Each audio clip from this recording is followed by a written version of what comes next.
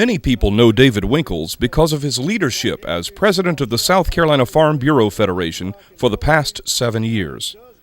Few people in the organization know him for his international work to promote the benefits of biotechnology or soybeans, his efforts to promote fair international trade for farmers, or of his personal interests in fast cars and high-adventure activities.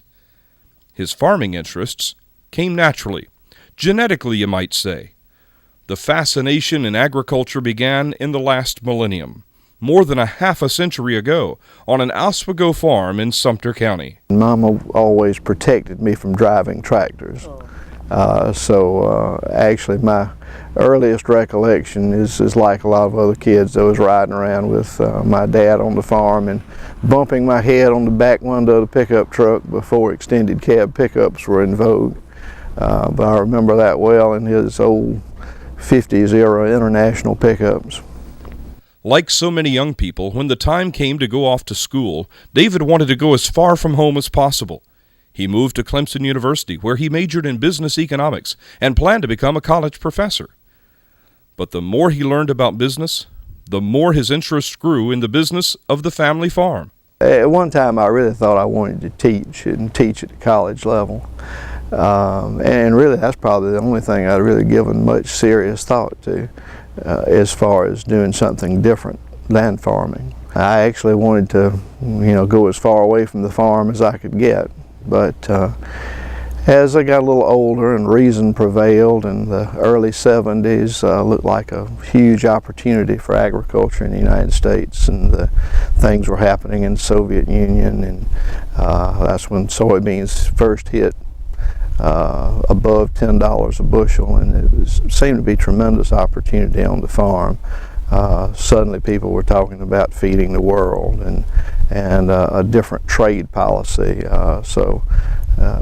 Even though I had no intention of coming back to the farm when I left to go off to college, it seemed like a very good opportunity, just like it is today, to return to the farm. His interests also grew in a particular young co-ed at Clemson. Cass and I met at Clemson. She was in need of an economics tutor. I was having a very difficult time in economics and needed someone to assist me. That's how the two of us met, is that we met to help her try to pass economics in the curriculum she was studying. Well, she did pass the course, but I thought we did real well considering what her score on her first quiz was, which we will let that remain anonymous. I did get out of the class barely, but I did get a husband out of it too. Farming is such a way of life for the Winkles family that Cass measures the years they've been married by the number of corn harvests that have passed. They've been married for 32 corn harvests, by the way. They have 2 married daughters, Meredith and Katie. Katie and her husband are expecting the Winkles' first grandchild in April. Katie is about to make her mother a grandmother. I'm not old enough to be a granddaddy yet, but anyway, I probably will be by April. That's what he says, but I think he only says that to aggravate Katie. I think he will make a wonderful grandfather because he made such a wonderful father. He's always been there for the children. He's always been there to help me with the children. David took over operations of the family farm sooner than he planned. His dad passed away in 1979. But his dad left him with a wealth of agricultural knowledge. Dad knew how to farm. I didn't really feel like I needed to take agronomy and horticulture or botany or any of those other kind of courses, because I knew I could find out what I needed to know from him. And Dad did start growing soybeans as one of the earlier people who grew soybeans in the area. I recall him talking about growing soybeans and growing seed for one of the co-ops from back in the early 1950s. So yeah, he was one of the early adapters of soybeans. He had a very successful operation. We had tried peanuts over the years and really had a very small quota of peanuts. These fields on both sides of the house here were tobacco at one time. I remember cropping tobacco and suckering tobacco as a kid growing up in high school. But we didn't have a lot of tobacco quota back in those days. So it was really a matter of economics. He had grown a lot of cotton in the past, and it was taking so much chemicals and resources to plant cotton that he had really settled into a corn and soybean rotation with wheat and double cropping that I saw that was a pretty good match. It didn't take a whole lot of capital to do, and we just kept doing it and kept refining it. Where finally we had 100% of the crop of soybeans was double cropped with wheat. I expanded the storage so that we had plenty of grain storage and concentrated on a good marketing effort. That farm has grown to about 2,000 acres today, producing corn, cotton, wheat, and of course soybeans. Economics continues to play an important role in David's life.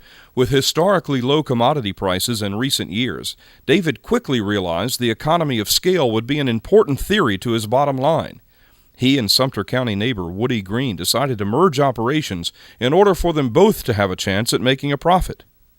He's helped me a lot with advice and ideas and things. It certainly relieves my mind on what's going on the farm and how make sure everything's being taken care of on a day-to-day basis.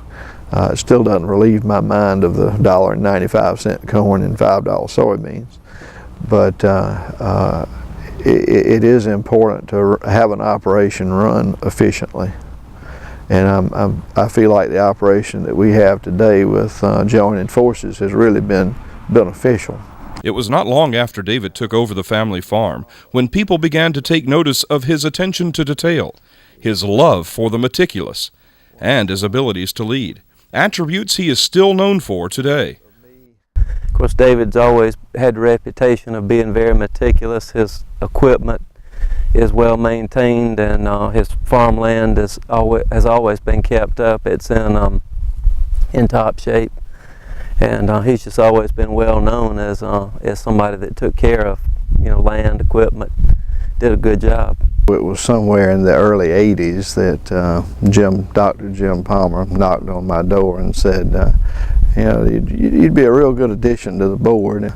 I'll have to say it taught me an awful lot, the association with those folks, and dealing with a national organization and a membership organization that depended totally on membership dollars in order to operate. It was very much of a learning experience to see what it took, to see what it took to manage an association and to recruit members, to be responsive to member needs and member wants.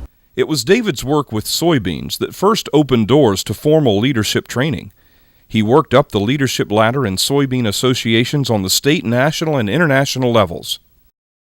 David also became involved in the Sumter County Farm Bureau, filling most every leadership position over time, including county president and state director. His work as a leader with the American Farm Bureau Federation opened additional doors to promote agriculture on an international level. He has testified before Congress on a number of ag-related issues. He's participated in World Trade Organization talks. And he's met some people the average South Carolina farmer doesn't get a chance to meet every day. People like Cuban President Fidel Castro on an ag trade mission a couple of years ago. David has also played an important role in his local community, serving his church, helping young people gain summer employment, and helping to provide clean water for his neighbors.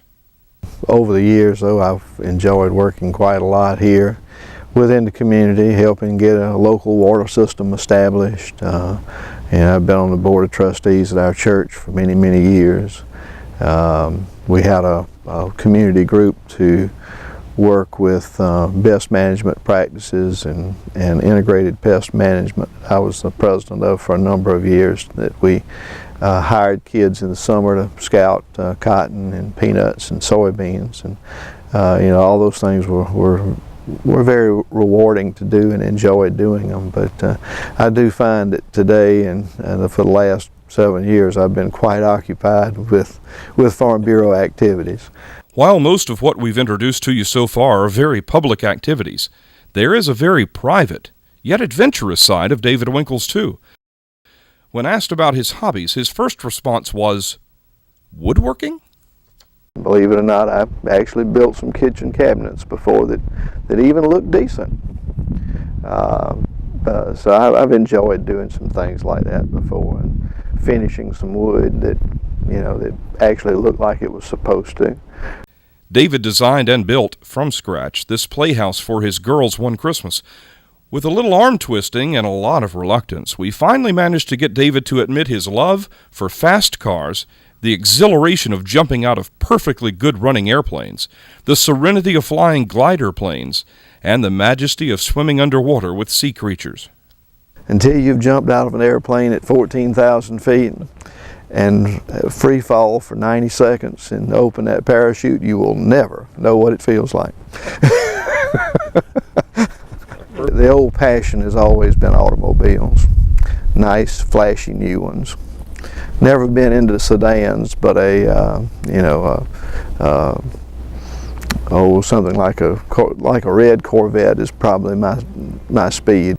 The South Carolina Farm Bureau Distinguished Service Award is the organization's highest honor, reserved for the very few who have dedicated their lives to the promotion and advancement of agriculture, service of the organization, and to their community. I hope that by now you can see why it is that David M. Winkles, Jr. is being honored here tonight. The day that people join South Carolina Farm Bureau for what we do as an organization is the day that I'm waiting for. That's the day that I'm working toward. I certainly consider if I never do anything else, I would have done more than I ever thought I'd ever do. It's certainly a very, very high honor, and one that I certainly value very, very much. It's one that the organization doesn't give lightly, and I certainly appreciate that meaning and the folks who have received it before me.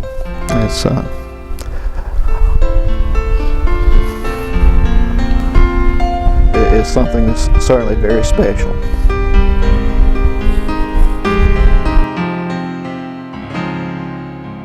Before we close, we want to share with you some comments collected by a close buddy of David's. Hugh Whaley collected these comments at the recent annual meeting of the National Association of Farm Broadcasters when he asked key members to comment on David's award tonight. Good evening, everyone, and particularly good evening to David Winkles out there. I'm Hugh Whaley along with John Becker, and we understand you're getting an award tonight, something on the order of something distinguished, whatever. Anyway, we're here at NAFB, and we wanted to talk in honor of that. We wanted to talk to a few people in the industry and in the media, those of you that remember, know, and love David so well, to get a few comments from them. And we'll do that in just a moment. But first, John, your recollections of David Winkles. David Winkles? David Winkles. Maureen, you've met many agricultural leaders over the years. What has been your impression of David Winkles? David Winkles? Oh no, David Winkles. I think I called him Wrinkles the first time. David, tough interview, because I'd ask him a question and he'd go, tough interview. Jeff, your recollections of David Winkles. David Winkles. Who? David Winkles. Oh, I remember him. He was a USB director, junior director, I believe, from South Carolina. Could you bring us, Mike, some of your recollections of David? It was David Wrinkles. Was it Wrinkles or Winkles? Ken, your recollections of David Winkles. I think he went to Turkey with us, as I recall, and wasn't he one of the ones that was arrested and we left him in that bar? Was that the guy? David, you served on the USB board with David Winkles. Could you tell us some recollections of that service? David Winkles. I think he was from South Carolina, wasn't he? Seems like he was, somewhere down south, I don't know. John, can't you just feel the love and affection towards David from all these folks? It's absolutely crushing. I mean, it's just awesome to feel the affection and the force that people have and how they feel about David Winkles. Now that I remember him better, it really strikes me, and it really is an awesome feeling. I remember this guy that talked funny, talked slow, and I have like a half an hour of unusable, unairable tape that I did with him in an interview. He was the guy that really wanted to print cookbooks. I think, I was on domestic marketing committee. I think he was chair of that one year, and I think his whole program was centered around printing cookbooks, and he thought that was the whole key to the industry out there. Well, we've had a little fun with you tonight, David, as you can tell. Actually, all those folks really don't know you. But in the meantime, we wanted to close by wrapping up with some congratulatory remarks on David's wonderful award this evening. Well, I think it's just a tremendous award for an individual who I think the world of. And David, I know you know that. And he's a great leader at USB. He did wonderful things there. I know he's, if that's indicative of the kind of work that he's doing in South Carolina for Farm Bureau, and I know it is, this award is really very well deserved. And David, our hats are off to you. Thank you very, very much. And give me a call sometime. I'd like to talk to you. Again, congratulations, David, on your Distinguished Service Award from the South Carolina Farm Bureau. Our sympathies to Cass.